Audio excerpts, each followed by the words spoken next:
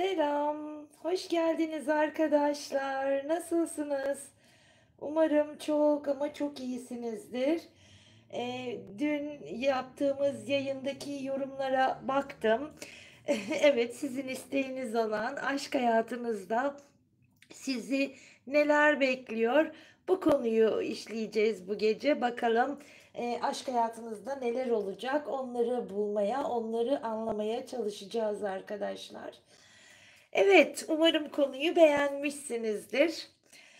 Şimdi hemen hızlı bir şekilde başlayalım istiyorum. Çok oyalanmadan, sizi çok bekletmeden hemen başlamak istiyorum. Evet, zamansız zamana niyetimi alıyorum. Hepinizin en yüksek hayrına olmasını ve sizlere en gerçek, en doğru bilgiyi aktarmaya da niyet ediyorum. Şimdi arkadaşlar üst sıraya ilk düşüreceğim kartlar sizin aşk hayatınızla ilgili geride kalan kısmı anlatacak. Onun altında alacağım kartlar, o 7 tane kart, sonraki aşk hayatınızı, asıl konumuz alttaki kartlar olacak ama biz alta hani bir orada yaşanacaklar bakalım nereden geliyor onu anlamak için. Yani bunu söylüyorum neden? Çünkü geçmişle geleceği harmanlayıp anlatacağız. Şimdi bu deste bize geçmişi anlatacak. Ay, uçtu gitti bir tanesi. Alacağım onu mecburen. Çünkü demek ki anlatmak istediği bir şey vardı. Bakın düşen kart elimden uçup giden kart. Bunu alıyoruz.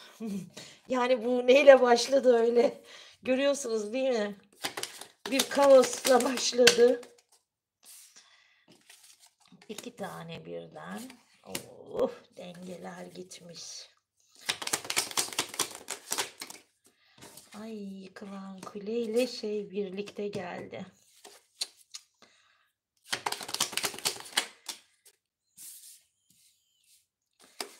Ve son bir. Ve son kartımız.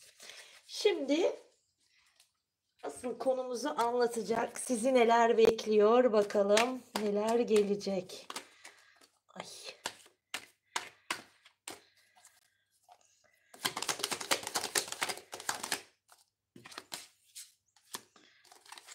Farkındalıkla başladık. Arkadaşlar ilk kart farkındalık dedi. Wow, denge. Bu ikisi birlikte düştü. Hangisi önce düştü hatırlamıyorum. Neyse. Şu önce düştü bu sefer. Wow, güzel geldi. 2-2 geliyor ya.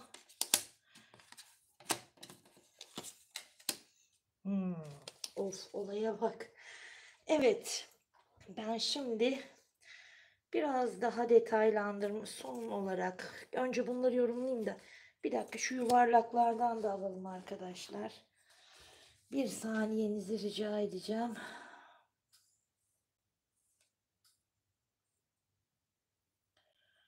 Evet, bir dakika. Kartları bulayım önce.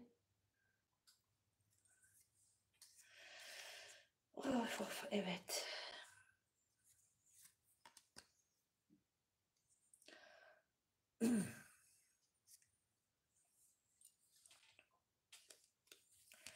Tamam. Şöyle bunları bulduk. Şunu karıştıralım. Bu deste biraz büyük arkadaşlar. O yüzden zorlanıyorum.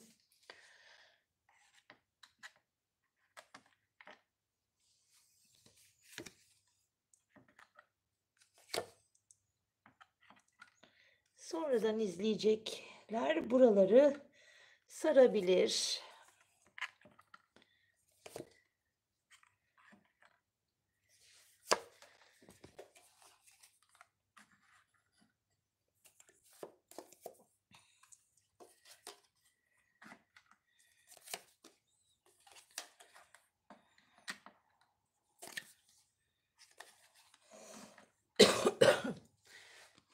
Üç kart daha şundan alalım. Bir dakika.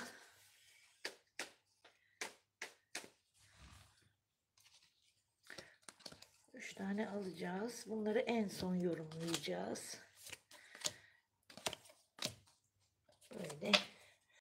Bu ayrı. Bu şey final olarak düşünün artık. Öyle alalım. En son açacağız onları. Şimdi. Evet, hazır mısınız? Hazırsanız başlayabiliriz. Arkadaşlar.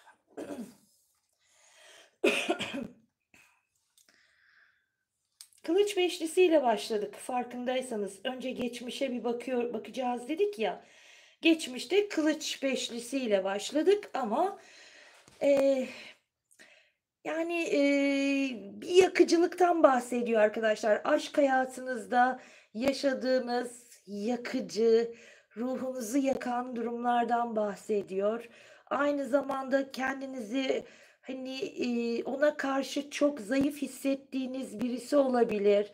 Yani ona karşı çok direnememiş de olabilirsiniz. Zayıflıktan bahsediyor çünkü ama burada aldatıcı bir takım zafer yaşamış olabilirsiniz.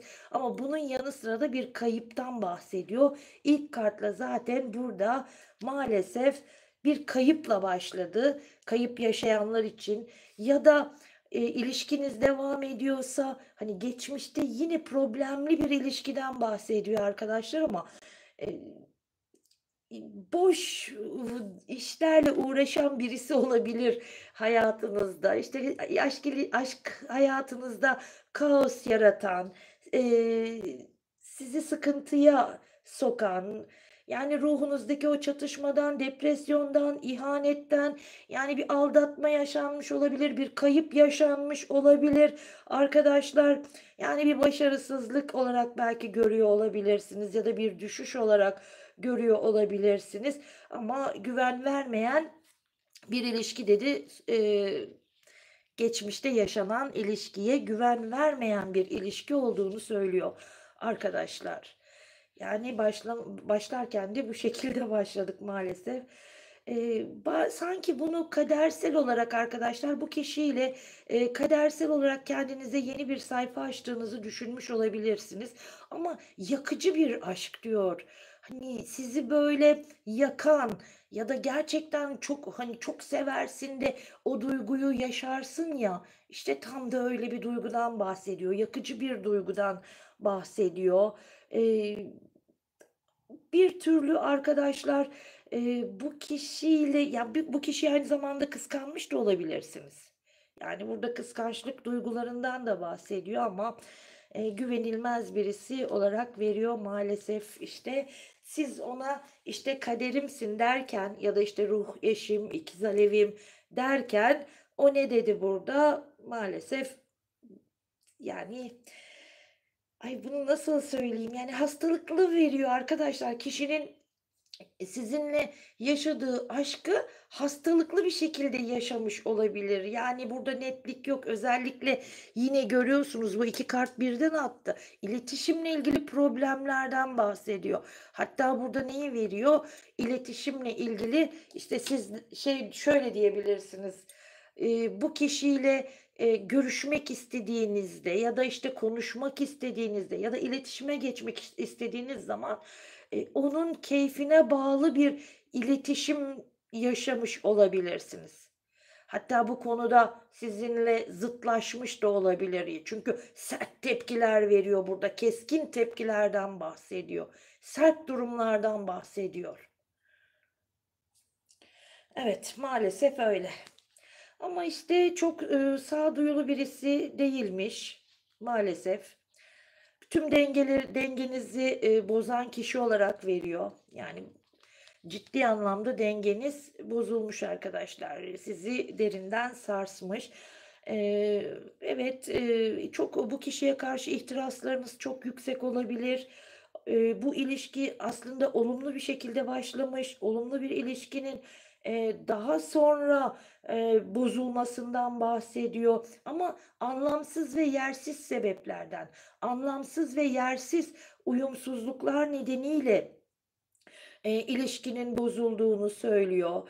Burada daha çok üçüncü kişilere, özellikle kadın enerjisine dikkat çekiyor. araya giren kadın enerjilerinden bahsediyor. Çünkü 2 taraftan yine yıkımı kadın enerjileri ele aldı arkadaşlar. Yani beyler bu sizin için de böyle. İlişkinizde bir problem yaşadıysanız yine beyler için de bir kadın tarafından, sarsılmanın olduğunu çünkü burada birtakım, olumsuz enerjilerin de sizin hayatınıza musallat olabileceğinden ama bu, dediğim gibi olumsuz enerjiler bir kadın tarafından sizin üzerinize yönlendirilmiş olabilir. Burada bazılarınız bu kadın, ile iletişime geçmeye dahi çalışmış olabilirsiniz. Evet, yani bununla iletişime geçmek isteği içerisinde de olmuş olabilirsiniz daha geçmişte, hani, önceden ama, bunun doğru olmadığını zaten veriyor burada. Fakat arkadaşlar, yani, dediğim gibi, umduğunuz gibi gitmemiş olabilir, ilişki ve bunun yanı sıra da kişinin, ve bu kişinin maddi birtakım hırsları olduğunu söylüyor. Maddi hırsları yüzünden de, problem yaşamış olabileceğinizi söylüyor. Ama diyorum ya, olumlu bir şekilde aslında başlamış fakat sonradan, anlamsız uyumsuzluklar, anlamsız bahaneler yüzünden, gereksiz çatışmalar içerisine girmişsiniz ve bir bozulma, bir karmaşa yaşanmış arkadaşlar. İletişimle ilgili bir kere kesinlikle problem ama burada da birtakım olumsuz enerjilerin etkisiyle aranızdaki iletişim bağının koparıldığından bahsediyor. Evet, şeytani birtakım durumlar girmiş aranıza, ve bunun sonucunda da bir felaket, bir yıkım, işte, yaşamış olabilirsiniz ya da arkadaşlar, işte, ilişkiniz devam ediyorsa, çok, karşınızdaki insanın size karşı aşırı bencilliklerinden bahsediyor. Yani sıkıntılı durumlar arkadaşlar. Yaşanmış geçmişte ama dediğim gibi, maddi hırslar da çok fazla veriyor karşı tarafa, aklınızdaki kişiye ya da, işte, ex partnerinize, maddi hırslar aşırı derecede fazla. Dediğim gibi şeytani birtakım durumlar aranıza girmiş ve bunun sonucunda da bir yıkım yaşanmış. Bencil ama, yani bencil. Evet. Kadersel olarak geçmişte aşk hayatınızla ilgili kötü bir dönem, kargaşa yaşamışsınız arkadaşlar. Bir krizden bahsediyor. Şimdi arkadaşlar sizin şöyle söyleyeyim, burada, kolektifin, dinleyen kolektifin birçoğunda kendi ailesiyle ilgili de ya da aileyle ilgili bir takım problemlerden bahsediyor ya da aileye söyleyememek mi, açıklayamamak mı? İşte bilemiyorum arkadaşlar orasını. Çünkü neden? Kolektif bir açılım bu. Ama kendi aileniz içinde de, çekindiğiniz durumlar ya da çekindiğiniz kişiler olabilir ya da sizin ilişkinizi olumsuz etkileyen aileden insanlar olabilir ama bu yine, hani, bir erkek değil de bir kadın yine "Ay, bu kadınlar ne böyle?" Onun tarafına bakıyorsun, kadın enerjisi. Sizin tarafınıza bakıyorum, yine bir kadın çıkıyor karşıma. Yani, ne yapıyoruz biz kadınlar böyle? Yine kadın enerjisi ama olumsuz, yani, hep olumsuz yaklaşıyorlar. Sıkıntılı. Anlatabiliyor muyum bilmiyorum. Evet, geçmişte dediğim gibi kadersel olarak sıkıntılı durumları veriyor ama, yani, burada sizin anne etkin olabilir ya da kız evlat. Ne bileyim, yani, bir kadın ya da, işte, abla gibi. Yani erkek değil arkadaşlar. Kendi tarafınızdan da, bir kadın, onun tarafından da zaten etki verdiğinde yine bir kadın enerjisinin hâkim olduğunu söylüyor ama ne olumlu yönde değil maalesef ki, olumsuz yönde arkadaşlar. Şimdi, evet, bilinçaltınızda geçmişte de bilinçaltınızı derin bir şekilde kazımışsınız siz bu kişiyi. Orada bir kere yer etmiş. Aynı zamanda bu kişiyi rüyalarınızda da çok fazla görüyor olabilirsiniz ya da hâlâ bu kişiyi, eee, yani bağınız kopmamış arkadaşlar, onu söylemek istiyorum. Yani bağınız kopmamış ama iyileştirebilmek amacıyla bu kişiyi, yani bununla ilgili destek ve yardım da almış olabilirsiniz. Bu arada bu kişi sizi nasıl görüyor? Çok saygılı görüyor ya da, işte, bir, eşine saygılı birisi olarak ya da iyi bir eş olarak görüyor diyebilirim. Ama siz onu öyle görüyor musunuz? Hayır. Net yani, hayır. Ama o sizi nasıl görüyor? Siz iyi bir eş olursunuz, iyi bir anne olabilirsiniz ya da, işte, erkeğiniz fedakâr, saygılı birisi olabilirsiniz ki ona zaten bu şekilde davranmış olabilirsiniz. Yani hiçbir karşılık beklemeden sadece mutluluk için, yani, karşısındaki kişiye, mutluluk veren bir insan olarak görüyor sizi. Belki de bir daha da göremeyecek, yani, o kadar övdü ki. Evet. Şimdi arkadaşlar birçok erteleme yaşamışsınız geçmişte, aşk hayatınızda. Hep böyle. Ya, sanki kendinizden önce başkalarını düşünmüş olabilirsiniz ya da başka insanların ne dediğini çok önemsemiş olabilirsiniz. İşte, o ne der, bu ne der gibi durumlara çok takılmış olabilirsiniz. Bu nedenle de, işte, böyle bir sessiz, sakin, durgun kalmaya çalışmış olabilirsiniz ama aynı zamanda da, işte, size açılan birtakım yaralar var ve bu yaralardan, arınma isteği var arkadaşlar. Evet, birçok, gerilimli bir aşk hayatı diyebilirim buna ya da ruhunuzda gerilim yaratan bir aşk hayatı ve bu durumdan kurtulma isteği, bu durumdan sıyrılma çabası, diyebilirim. Sıkıntılı. Evet, yani çok, geçmişte sıkıntılı durumlar arkadaşlar aşk hayatınızda kaos veriyor açıkçası ve sizi nereye götürüyor? Depresyona sürüklüyor. Açık ve net söylüyorum. Yani başlangıç noktasında zaten ne dedi? İşte bir kaosun içine çekildiğinizi anlattı ve bu sizi nereye getirdi? Bir depresyonun içerisine dahi çekmiş olabilir. Evet. Ama sizin de tabii ki buradan diyor ki, hani, sizin de öğrenmeniz gereken dersler, almanız gereken dersler var arkadaşlar. Yani bir aşk hayatında geçmişte gerileme dönemi yaşamış olabilirsiniz ve sürekli ertelenmişsiniz bu kişi tarafından. Sürekli ertelenmiş olarak veriyor. Yani, öncelik değilmişsiniz arkadaşlar maalesef. Yani kişinin öncelikleri çok daha farklıymış. Öncelik olarak görmemiş, üzgünüm. Peki, gelecekte nasıl bir, durum bekliyor? Şimdi ne dedi ilk başta? Dedi ki bir bilgeliğe ulaşmaktan bahsetti ama aynı zamanda, evet, bitişler, sonlanmalar yaşandığını yine orada mühürledi. Yani sizin birtakım bitişler yaşamış olabileceğinizi, sonlanmalar yaşamış olabileceğinizi, hatta bunun arkasından, bu bitişin arkasından, eee bunaldığınızı ve biraz yalnızlığa ihtiyaç duyduğunuzdan bahsediyor ve bunun yanı sıra da içsel bir arayış içerisine girmiş olabilirsiniz. Evet, içinizde fırtınalar kopmuş arkadaşlar. Yani içinizdeki o kıyametten bahsediyor ve kendi kendinize yaşadığınız, kimseye söyleyemediğiniz, gizlediğiniz arkadaşlar. Sanki burada neyi görüyorum biliyor musunuz? Acınızı gizlediğinizi görüyorum. Yani evet üzülüyorsunuz, sıkılıyorsunuz ama bu acıyı kendi kendinize yaşıyor olabilirsiniz. Duygularınız dorukta, hat noktada, acılarda hepsi had safhadayken siz bunu kendi kendinize yaşıyorsunuz. Aslında bunu paylaşsanız rahatlayacaksınız diyor kartlar. Ama kendi kendinize yaşadığınız bir durum. Evet, siz dengeleri bozmuşsunuz arkadaşlar. Maalesef dengeleri bozmuşsunuz, geçmişte bozmuşsunuz ya da, işte, alma verme dengesiyle ilgili bir problem yaşamış olabilirsiniz. Şimdi arkadaşlar, ben alma verme dengesi dediğim zaman lütfen sadece partnerinizle alma verme dengesini bozduğunuzu kısmına takılmayın. O sırada o ilişkiyi yaşarken, örneğin atıyorum bakın, aileden birisiyle bir alma verme dengenizi bozmuş olabilirsiniz ya da geldiniz, beni izlediniz. Ne yaptınız? Ben emek veriyorum. Siz orada ya beğenmediniz, ne bileyim, abone olmadınız gibi. Bir şekilde alma verme dengesini bozdunuz. Yani bu demek değil ki illa o ilişkinin içerisinde sen alma verme dengesini bozdun da işte bu oldu. Hayır, alma verme dengesi hayatın her alanında var. Her alanında arkadaşlar. Niçin, hani, dinimizde de sana selam veren birisine selam vereceksin diyoruz, değil mi?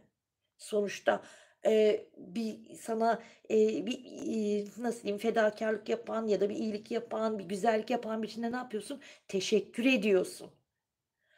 Ama, işte, maalesef, Sana gülümseyen birisine sen de gülümsüyorsun. Tebessüm etmek de, etmemek de diyeyim, alma verme dengesini bozabilir. Ya, hassas konular arkadaşlar ama siz ilişki içinde tabii bunu doruklara taşımışsınız. O ayrı bir konu. Ama bunun yanı sıra kendi hayatınızda, kendi çocuklarınızla bu dengeyi de sarsmış olabilirsiniz ki burada zaten tam 5 tane konu veriyor. Sizin alma verme dengesi bozduğunuz, yani o dengeyi sarstığınız durumlar. Hani sadece partnerle olan durum değil bu arkadaşlar. Lütfen kendinizi oturun, düşünün, tartın. Nerede ne yaptım? Çünkü burada ciddi iyileşmeniz için bu dengenin düzelmesi gerekiyor. Tamam mı? Bunun düzelmesi gerekiyor. Önce sizin bu farkındalığa gelmeniz gerekiyor. Size tebessüm eden birisine tebessüm etmelisiniz. Eskiden nasıldı? Hani benim annem örneğin öyle yapardı. Bize bir komşularımız, işte, bir şey getirirdi, ama annem hemen o tabağa mutlaka bir şey koyup verirdi. Boş vermezdi. Bak, o bile aslında bir dengedir. Onu anlatmaya çalışıyorum. Yani o da bir dengedir. O da, işte, bizde ne varsa o an evinde onu koyup onu vermeye çalışırdı. Kesinlikle bizde o tabak boş gitmez ve hâlâ da yani öyle gördük, öyle gidiyor ki sonradan, işte, anladım ben de bunların bir denge, olduğunu.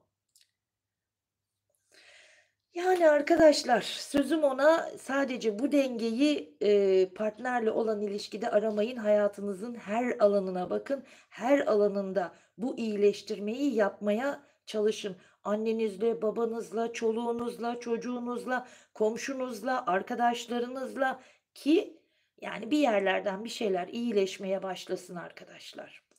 Bu benim nacizane tavsiyemdir size ama kartlarda 5 yerde bir düşünün bakalım nerelerde siz o alma verme dengesini bozmuş olabilirsiniz. Bir tanesi birbirine bağlı, 3 tanesi de ayrı. Bir tanesi o bağlı olan muhtemelen aile içindeki alma verme dengenizi anlatıyor olabilir. Bir tanesi zaten bir erkek o olabilir. 2 tane daha var ama. Anlatabildim mi? Yani alma verme dengenize dikkat edin çünkü hayatınızın her alanında dengelerinizi, bozuyor olabilir.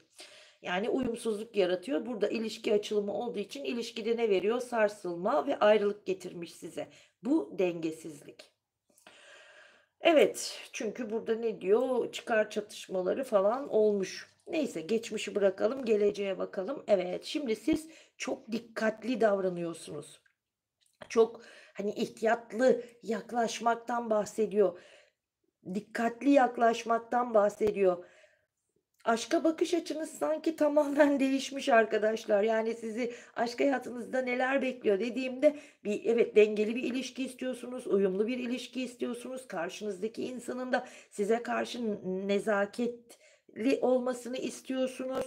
Hatta böyle size bütün kapıları açsın istiyorsunuz. Size bol bol zaman ayırsın, ve bunun keyfini çıkarmak, huzurlu günler geçirme isteği içerisindesiniz ki burada diyor ki evet diyor. Yani böyle bir durumu yaşayabileceğinizi söylüyor ama nedir? Her şey karşılıklı değil mi? Dengeler. Sizi bakın burada kaç tane kartla denge konusunda uyarıyor. Lütfen hayatınızdaki dengeleri, iyileştirmeye çalışın. Lütfen. Yani bu dengeleri iyileştirdiğiniz takdirde ne diyor? Kontrol edebilme gücüne sahip olabileceksin hayatını. Çünkü sizin burada iyileştirmeniz gereken durumlar olabileceğinden söz ediyor. O nedenle de aşk hayatınızı kontrol edebileceğinizi, bir de empati de, kurun. Başka insanların, isteklerini, hani, ne bileyim, yani, çok önemsememezlik etmeyin. Yani, burada barış geliyor arkadaşlar, onu söylüyorum. Yani, tutarlı yaklaşımlarınızla diyor, etrafınızdaki insanlara bunu hissettirdiğiniz takdirde hayatınıza barışın ve uyumun geleceğini söylüyor. Onun için üstüne basa basa bu dengeleri düzenlemeniz konusunda sizi uyarıyorum. Yoksa yani siz bilirsiniz, ne diyebilirim? Evet, içinizde hala söylenmemiş sözler, dökülmemiş gözyaşları var. Hala kafanızda bir problem var. Yani hala kafanızı kurcalayan bir problemin olduğunu söylüyor arkadaşlar. Ama diyorum ya, eğer bu dengeleri düzenlerseniz, kendi hayatınızdaki dengeleri düzenlerseniz, yani başarılı bir şekilde bunu yönetebilirseniz, burada diyor ki evet, artık sen, yani bu hayatın, aşk hayatını, dengesini eline alacaksın diyor. Aynı zamanda da, bakış açının, aşka bakış açınız değişmiş yalnız, onu söylemek istiyorum. O net yani. Hani, aşktan beklentileriniz de daha farklı ya da daha temkinli. Yani daha önce yaptığınız, eee, uç noktalarda yaptığınız bazı durumları şu an bu kişiyle yaşasanız umrunuzda bile olmaz arkadaşlar. Yani umurumda değil diyeceğiniz durumlar ya da çok daha rahat olacağınız ama daha önce bunu kendinizi, hani, strese sokup kendinizi kahrettiğiniz durumların daha sonra, ama o dengeye geldikten sonra, bakın, bu dengeler önemli arkadaşlar. Ah, bunları size nasıl anlatayım, nasıl şunu bir idrak edebilseniz, ondan sonra her şey çok güzel olacak, inanın bana. Evet, size karşı hep gücünü kötüye kullanan birisi varmış zaten. İşte o sıkıntılı ya. Bir de zaten dışarıdan bir takım gizli, güçler, hastalıklı bir aşka sürüklemiş sizi. Bir takım tesirler, etkiler, onlardan da bahsediyor ama gelecekte nasıl bir durum bekliyor dediğimizde zaten bunun etkisinin ortadan kalktığını görüyoruz. Bir kere. 2'ncisi, kötümserliği bırakın arkadaşlar. Olumlu düşünmeye sevk ediyor sizi. Olumlu düşünün. Ondan sonra farkındalıktan bahsediyor ve, hayatınıza başka insanların yön vermesine de izin vermeyin. Hani, o ne dermiş, bu ne der ya da, işte, ailenizden çekiniyor olabilirsiniz. Ya, bilmiyorum ama kendinizi demek ki siz de ifade edemiyor olabilirsiniz. Ya da isteklerinizi kabul ettirememek olabilir ki burada, eee, kadınlarla bir problem var. Ben onu bilir, onu söylerim. Kadınlarla ilgili, yani beyler sizin için de bu kadınlarla, belki annenizdir, belki ablanızdır. Kızlar sizin için de bu bir kadın. Kendi hayatınızdaki kadınları da söylüyor burada. Yine diyorum ya, belki annenizdir, belki kızınızdır, belki, işte, kardeş, abla neyse, bu insanlarla da ilgili bir problem veriyor ya da bunlardan çekiniyor da olabilirsiniz ya da üzerinizde baskı kuruyor olabilirler. Yani belki siz farkında olmadan bu kişinin etkisi altında kalıyor olabilirsiniz ama burada ne diyor? Kararlı ol diyor. Bakın, merkeze attı. Kararlı ol. Çünkü diyor, hani, adalet, o ilahi sistem senin için çalışıyor. Yani senin aşk hayatını netleştirecek, sıfırdan, yeniden, sil baştan başlayacaksın ama senin önce kararlı olman gerekiyor. Zihnini netleştirmen gerekiyor. Engellerin ortadan kalkacağı özgür bir aşkta başarıyı elde edeceksin. Çünkü burada güçlü bir sevgiden bahsediyor arkadaşlar. Yoğun duygular yaşayacaksın. Bakın, güçlü bir sevgi, yoğun duygular, aynı zamanda o kutsal, adaletin de gerçekleşeceğini, siz aşkı hak ediyorsunuz. Yani benim bu kartlarda gördüğüm aşkı hak ettiğiniz, sevgiyi hak ettiğiniz arkadaşlar. Ama bunun için de önce kendinize bir değer vermeniz gerekiyor. Kendinizi netleştirmeniz gerekiyor. O öz değere gelmeniz gerekiyor arkadaşlar.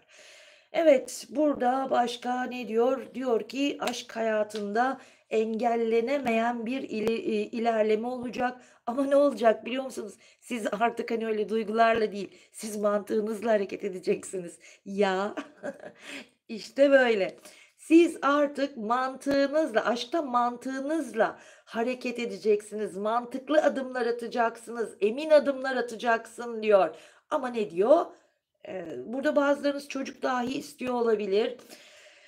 Belli bir kısım, çocuk istiyor olabilir. Eğer bir çocuk istiyorsanız da evet diyor, yani bu konuda da başarıyı elde edeceksin diyor.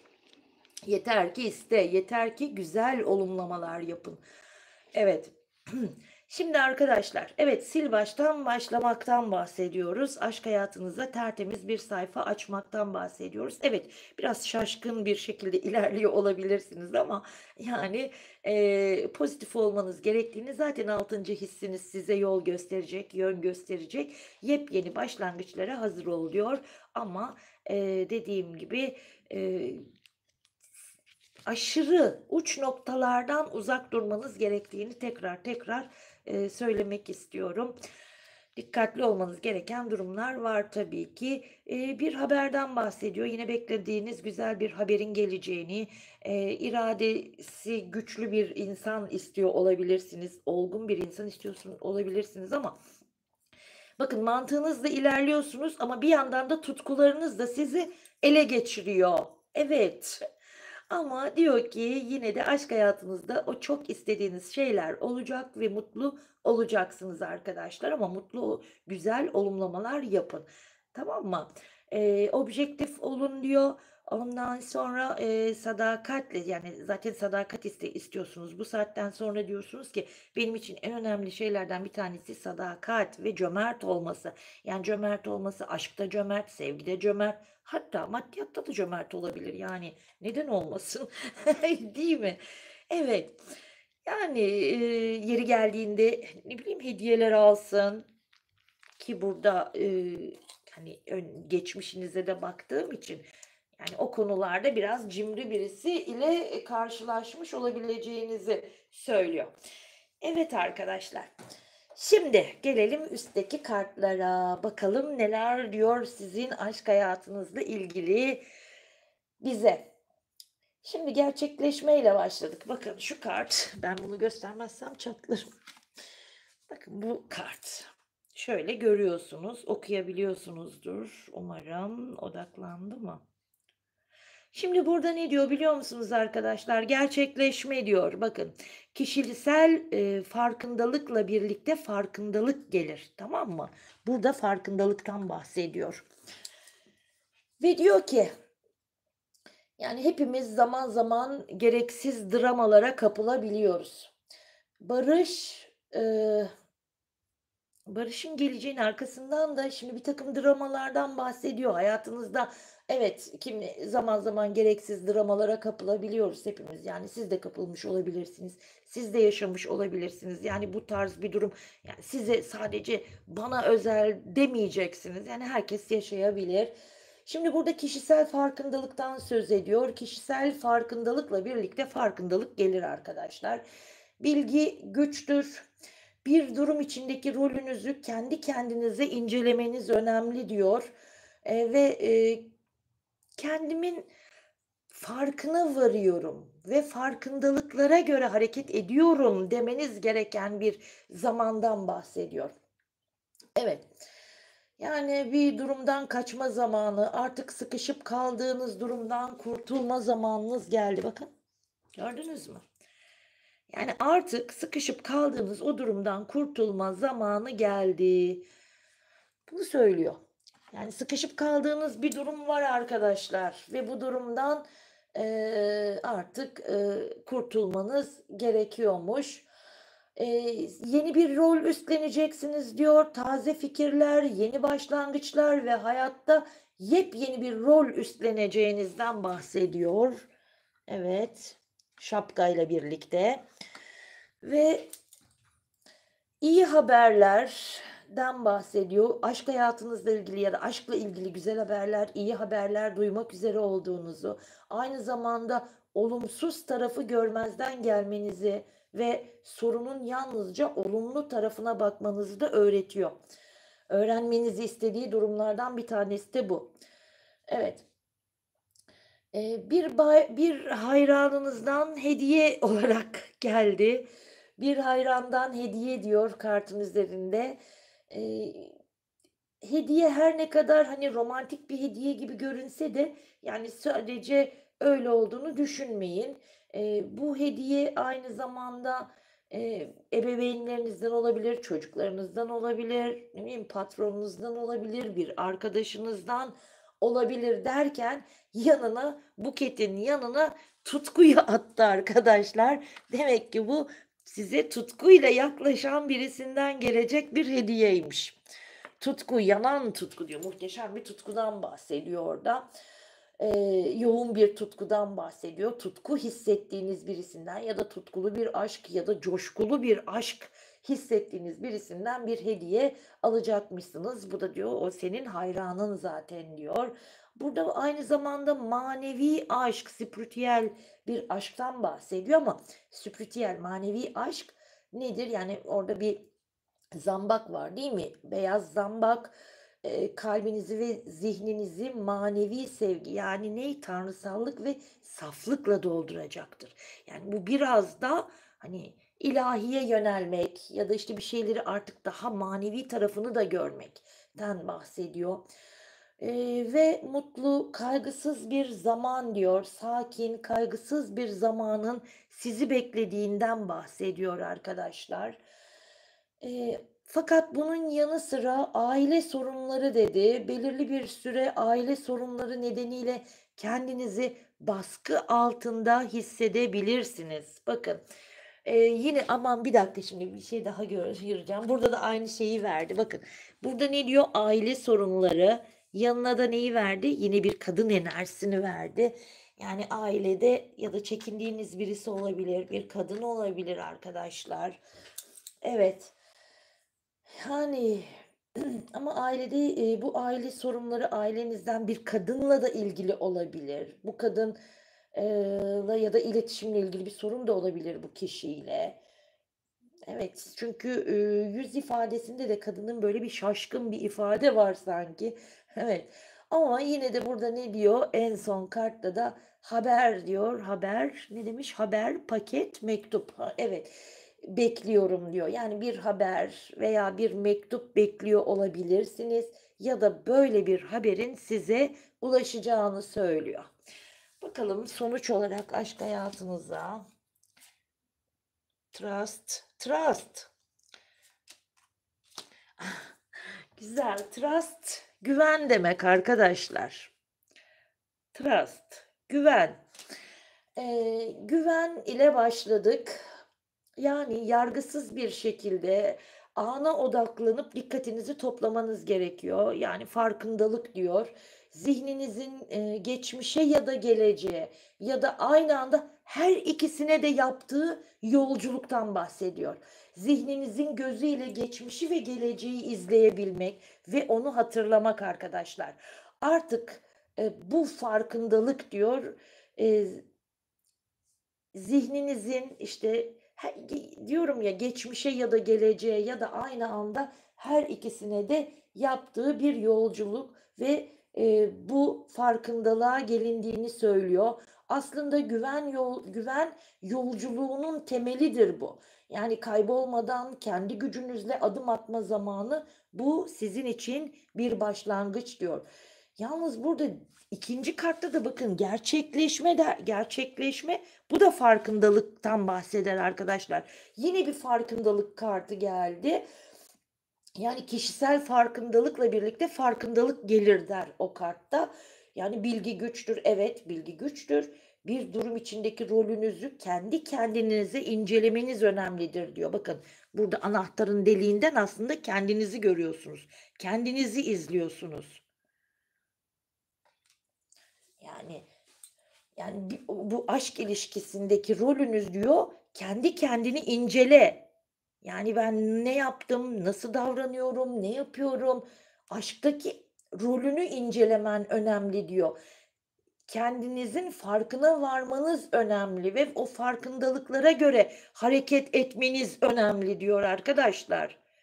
Yani burada inanılmaz bir farkındalık var. Ve gerçekleşme, yani bunun gerçekleştiğini kendinizi inceliyorsunuz. Yani siz aşkta nasılsınız? Aşkın içinde nasıl hareket ediyorsunuz? Bunlardan bahsediyor.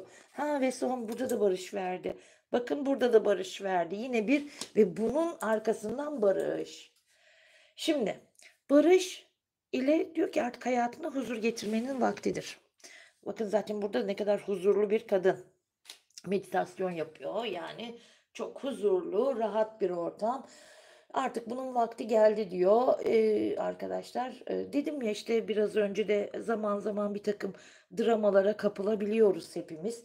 Ama, barış, yani, bu barış belki kendi hikayenle barışmak ya da sevdiğinle barışmak dahi olabilir arkadaşlar. Çünkü burada büyük bir farkındalık söz konusu. Bu da sizi barışa götürüyor.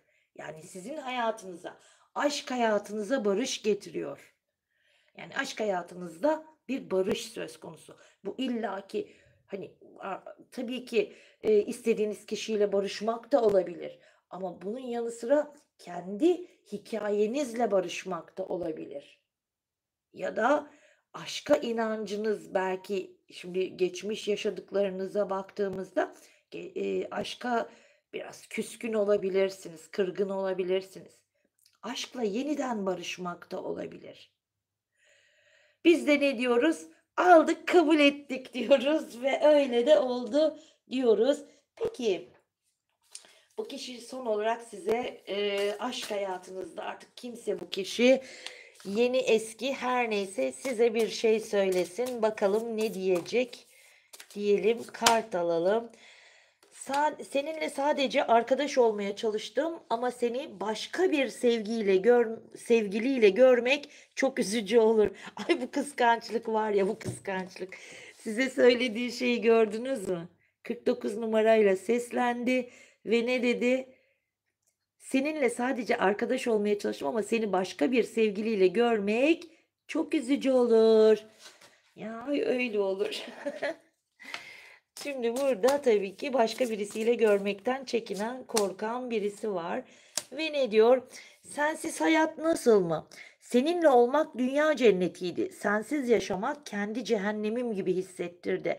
Seçtiğim ve ilerlediğim tercihler beklediğim gibi olmadı diyor. 46 numara. Ha, hep 40 üstü numaralarla gidiyoruz, farkında mısınız?